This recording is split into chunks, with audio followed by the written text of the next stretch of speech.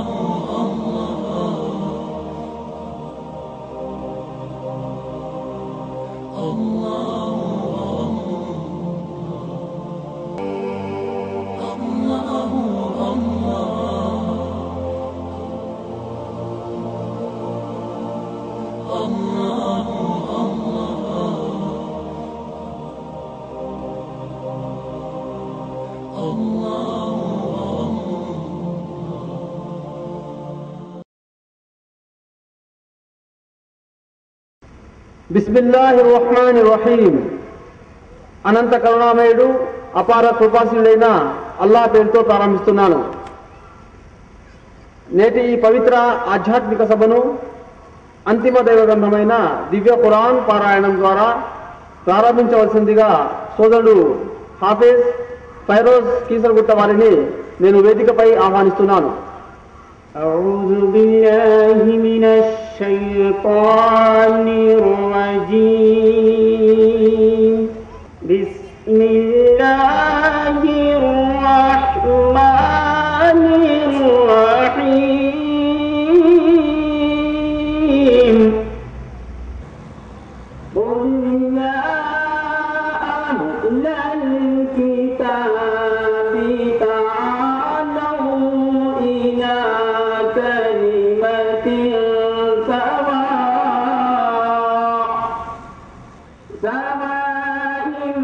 بيننا وبينكم ألا نعبد إلا الله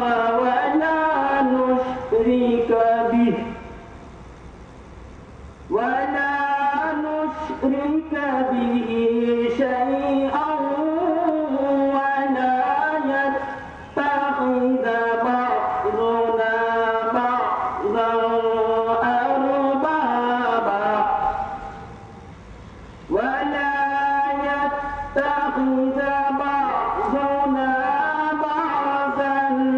أربابا من دون الله. فإن تولوا فقولوا اشهدوا بأننا مسلمون. صدق الله العلي العظيم. జజాకల్లాహ్ ఖైర్.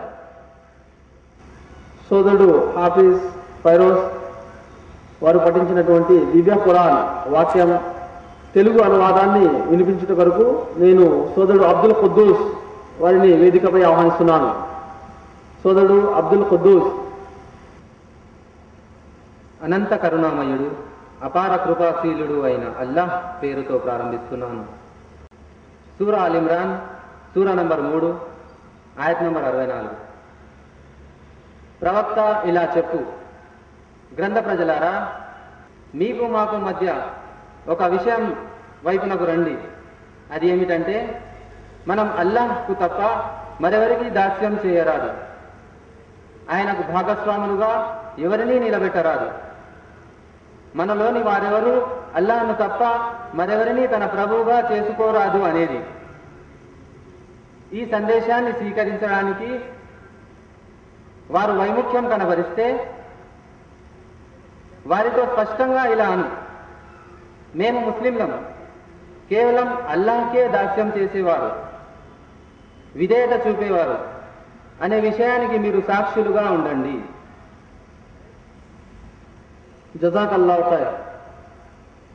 నేడు అనగా 2009వ సంవత్సరం అక్టోబర్ 24న శనివారం సాయంత్రం ఆర్ఆర్ డిస్ట్రిక్ట్ కీసర మండల్లోని ఎన్ఎన్బిఆర్ గ్రౌండ్స్ నందు యుఐఆర్సి నిర్వహిస్తున్నటువంటి హిందూ ముస్లిం క్రైస్తవుల ఐక్యత ఎలా సాధ్యం అనే అంశంపై సోదరుడు సిరాజుర్ రెహమాన్ సంఘాలకు విచ్చేసిన సోదర సోదరిమణులందరినీ నేను ఇస్లామీయ పద్ధతిలో ఆహ్వానిస్తున్నాను.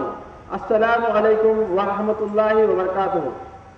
దీని అర్థం, సృష్టికర్త అయిన అల్లాహ్ యొక్క శాంతి మరియు శుభాలు మీ అందరి జీవితాల్లో వర్షించుగాక. ఆమీన్. నేటి ఆధ్యాత్మిక సత్య సందేశ సభకు ముఖ్య అతిథి అయినటువంటి శ్రీమతి మాధురి వెంకటేష్, సర్పంచ్ కీసర గ్రామ పంచాయతీ గారిని వేదికను అలంకరించవలసిందిగా కోరుచున్నాను. శ్రీమతి మాధురి వెంకటేష్ గారు.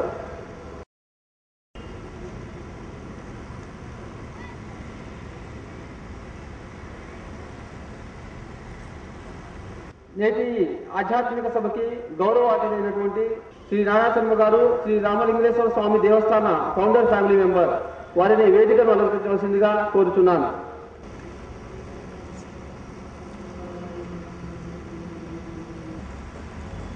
ఇప్పుడు హిందూ ముస్లింల ఐక్యత ఎలా సాధ్యం అనే అంశం యొక్క ప్రసంగికులు సోదరుడు సిరాజుర్ రెహమాన్ గారిని వేదికను అలంకరించవలసిందిగా కోరుచున్నాను. సోదరుడు సిరాజుర్ రెహమాన్.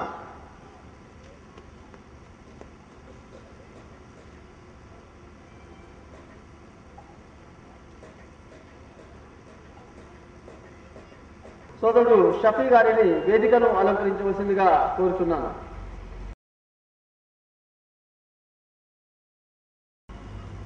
ముందుగా నా పరిచయం సమంజసమని భావిస్తున్నాను. నా పేరు సయ్యద్ ఇలియాస్ అహ్మద్, యుఐఆర్సి అనగా యూనివర్సల్ ఇస్లామిక్ రీసెర్చ్ సెంటర్ యొక్క జాయింట్ సెక్రటరీగా విధులు నిర్వహిస్తున్నాను. నేటి ఈ కార్యక్రమం యొక్క నిర్వహణ బాధ్యత నాకు అప్పగించబడింది. నేను ఇప్పుడు నేటి ఈ కార్యక్రమం యొక్క నిర్వాహక సంస్థ అయిన యుఐఆర్సిని మీకు పరిచయం చేస్తాను.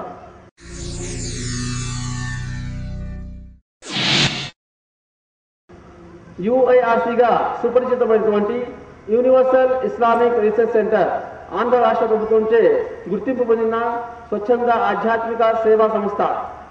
UIRC register number 1261/2007. యుఐఆర్సి యొక్క ప్రధాన కార్యాలయము హైదరాబాద్ అంబర్పేట్ ఉన్నది. నెట్ ద్వారా యుఐఆర్సిని సంప్రదించుటకు uirchydap@gmail.com సంప్రదించగలరు.